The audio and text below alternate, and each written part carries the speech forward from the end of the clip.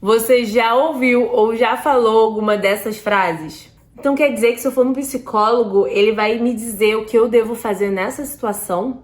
E que psicólogo que é? Psicólogo é coisa de gente maluca? Ou essas frases? Ai, sabe o que é? Eu já até fui no psicólogo, mas 3 vezes. Mas assim, não vi resultado não. Ih, psicólogo? Ih, ó, isso é falta de Deus, hein? Esses são alguns exemplos de frases que ou você já falou ou com certeza já ouviu alguém falar, né? E no vídeo de hoje eu vou trazer 5 curiosidades sobre a psicoterapia para que a gente entenda melhor e também quebre alguns tabus.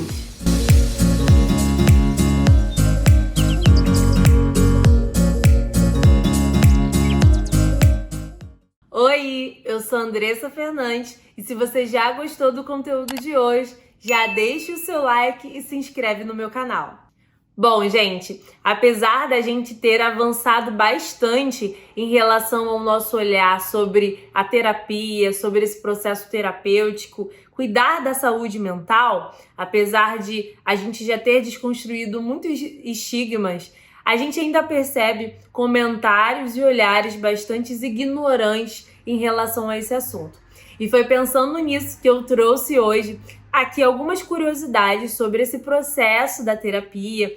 De repente, você que nunca teve uma experiência com um psicólogo, então vou trazer aqui algumas curiosidades que podem te interessar. E a primeira curiosidade que eu vou trazer aqui para vocês é que dentro da psicologia existem várias abordagens, ou seja, cada psicólogo ele vai seguir uma abordagem que ele escolheu na sua graduação e essa abordagem ela vai estar determinando a forma como vai ser conduzido a sessão de terapia, a forma como ele vai olhar para as demandas do paciente e também o tempo ali daquele acompanhamento. Então, você já deve ter ouvido, por exemplo, falar na psicanálise, que tem toda aquela questão do divã. Tem a TCC, que é a terapia cognitivo-comportamental, que é a que eu estudo. A gente vai ter também a gestalt terapia, a fenomenologia. Então, são diversas abordagens, que é bacana, toda vez que você iniciar uma terapia, você perguntar ao psicólogo qual a abordagem para que você possa fazer uma pesquisa e entender. É interessante entender qual a visão daquele psicólogo acerca do autoconhecimento, das demandas que de repente você está levando ali, o tempo de tratamento que geralmente essa abordagem costuma conduzir. Então, são questões muito interessantes porque, por exemplo, quem não sabe da existência de abordagens dentro da psicologia acaba, de repente, tendo uma primeira experiência e é muito comum que a pessoa, de repente, ela não se identifique com aquela abordagem. Então, algumas pessoas eu já ouvi falar, eu acho que fui no psicólogo, mas ele não falava nada e ficava esperando eu falar, ficava aquele silêncio constrangedor e eu acabei não voltando mais. E outros vão reclamar que o psicólogo acabou falando muito. Então, assim, vai muito da abordagem do psicólogo. Então, para a gente quebrar essa ideia de que existe um padrão dentro da psicologia. Não existe. Vai mudar tanto de psicólogo, né? A pessoa, o estilo do profissional da pessoa, e também a abordagem, que vai mudar totalmente a proposta da condução ali da sessão de terapia.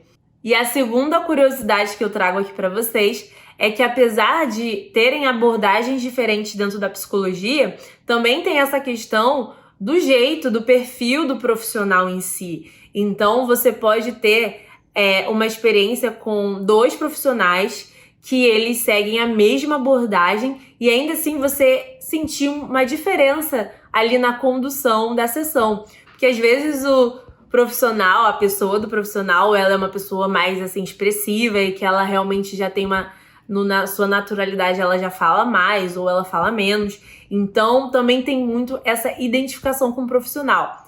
E aí é muito importante a gente ter essa consciência, porque em uma primeira experiência que a gente não se identifica com o profissional, às vezes nem é diretamente com a abordagem em si, mas com a pessoa. E isso é muito comum, sem problemas, você perceber ali que não se identificou e tentar ter uma outra experiência com outro profissional.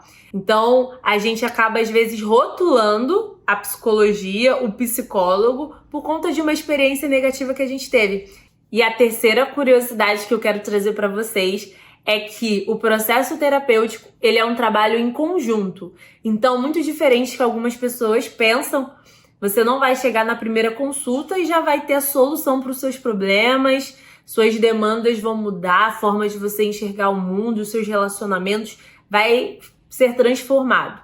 Não, a gente está falando de um processo terapêutico, nós não estamos falando de um pozinho mágico, não é do dia para a noite. O psicólogo, ele precisa ter oportunidade de te conhecer, de ter o contexto da sua vida, como foi toda a sua trajetória até você chegar até ele, qual a sua principal demanda.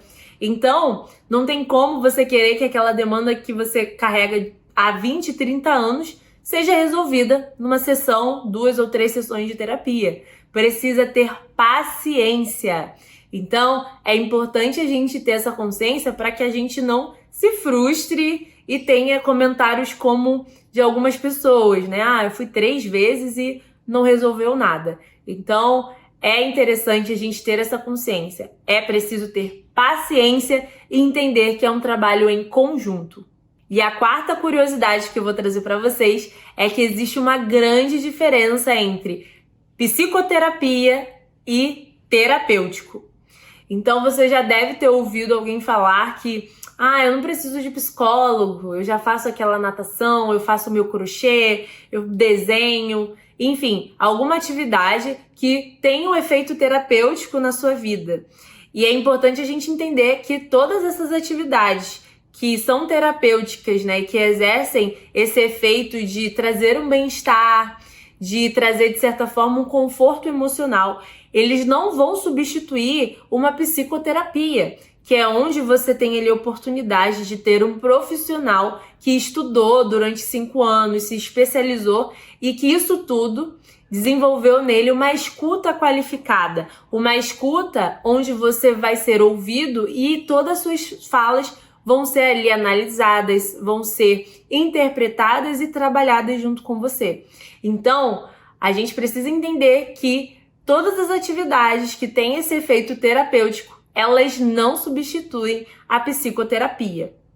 E a quinta e última curiosidade que eu trouxe aqui para vocês é que na psicoterapia não há julgamentos. Então, a gente vê muitos casos onde as pessoas elas acabam já indo para terapia com uma certa resistência de se expor, de se abrir, de falar verdadeiramente das suas demandas, né? De se colocar ali vulnerável diante do profissional. E isso acaba interferindo no trabalho do psicólogo. Como eu falei aqui em tópicos anteriores, esse processo ele é um trabalho em conjunto. Então, esse trabalho requer um esforço do paciente para que ele se coloque ali, né? Esse movimento de se colocar vulnerável, ele não é fácil.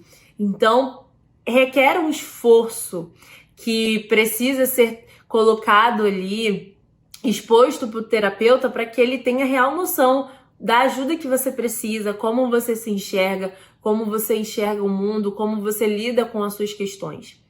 Bom, gente, espero que vocês tenham gostado das curiosidades que eu trouxe aqui hoje. E se você gostou, registra aqui o seu like, deixa um comentário e não deixa de se inscrever aqui no canal, tá? E eu quero te chamar também para ir lá no Instagram, me acompanhar todo dia com a minha rotina como estudante de psicologia e os conteúdos semanais que eu posto sobre psicologia, tá bom?